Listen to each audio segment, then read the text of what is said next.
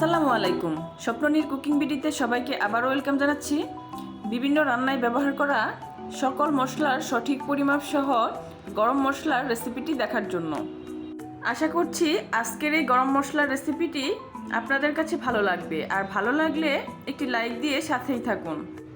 এটা হচ্ছে শাহি গরম মশলা, আর এই শাহি গরম মশলাটা জয়ফল, জয়ত্রী, স্টার অ্যানিস সহ বিভিন্ন মশলা দিয়ে তৈরি করা হয়। আর এই গরম মশলাটির ফ্লেভার একটু বেশি স্ট্রং হয়। এরকম রেসিপি যদি আরও পেতে চান তাহলে আমার চ্যানেলটি সাবস্ক্রাইব করে রাখতে পারেন। এখানে নিয়েছি ভাঙাচোরা প্রায় 8-10টার মতো 1-1.5 ইঞ্চি সাইজের দারুচিনি। গরম মশলায় কিন্তু দারুচিনির তুলনায় সবুজ এলাচটা থাকবে অর্ধেক। এখানে নিয়েছি 30 থেকে 35টার মতো সবুজ এলাচ, আর নিয়েছি 3 পিস জয়ত্রী। একটার অর্ধেকের একটু বেশি নিয়েছি জয়ফল। স্টার অ্যানিসে যেহেতু ফ্লেভার একটু স্ট্রং তাই অর্ধেক নিয়েছি স্টার অ্যানিস। লবঙ্গ নিয়েছি 1 টেবিল চামচ, গোলমরিচ নিয়েছি 1 টেবিল চামচ। এবার সবগুলো গরম মশলা একসাথে শুকনো অবস্থায় হালকা ভেজে নিতে হবে। ভেজে নেওয়ার সুবিধার্থে দারুচিনিগুলো ছোট ছোট টুকরো করে নেওয়াই ভালো।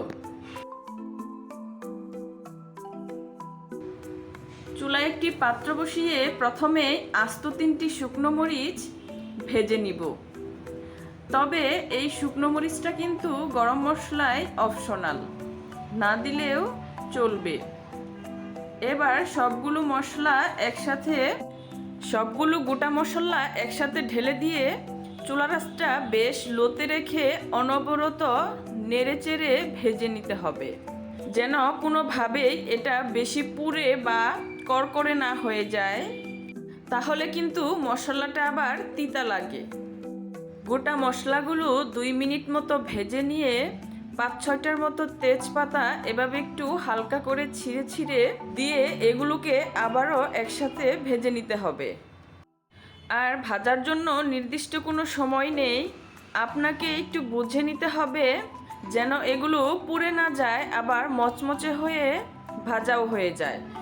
ঠিক এই অবস্থায় চুলা থেকে নামিয়ে সম্পূর্ণ ঠান্ডা করে আমি একটি ব্লেন্ডারের মাগে নিয়ে নিচ্ছি।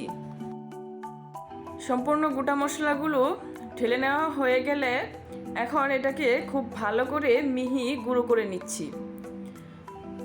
তৈরি হয়ে গেল আমার শাহি গরম মশলার গুঁড়া। এই শাহি গরম মশলাটা কিন্তু যে কোনো শাহি খাবার, বিরিয়ানি, মাংসতে ব্যবহার করা যাবে। এই গরম মশলার ফ্লেভারটা কিন্তু অনেক বেশি হয়। আর এই মশলাটা যে কোনো এয়ারটাইট কাচের বয়ামে ভরে বাইরে নরমালে সংরক্ষণ করতে পারবেন 5 থেকে 6 মাস মতো।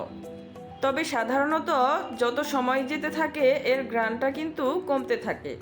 আর একইভাবে শুধুমাত্র জয়ফল, জয়ত্রী, স্টার অ্যানিসটা বাদে বাকি সকল মশলা দিয়ে তৈরি করে নেওয়া যাবে সাধারণ গরম মশলার গুঁড়া, যার ফ্লেভার শাহি গরম মশলার থেকে একটু সাধারণ হয়।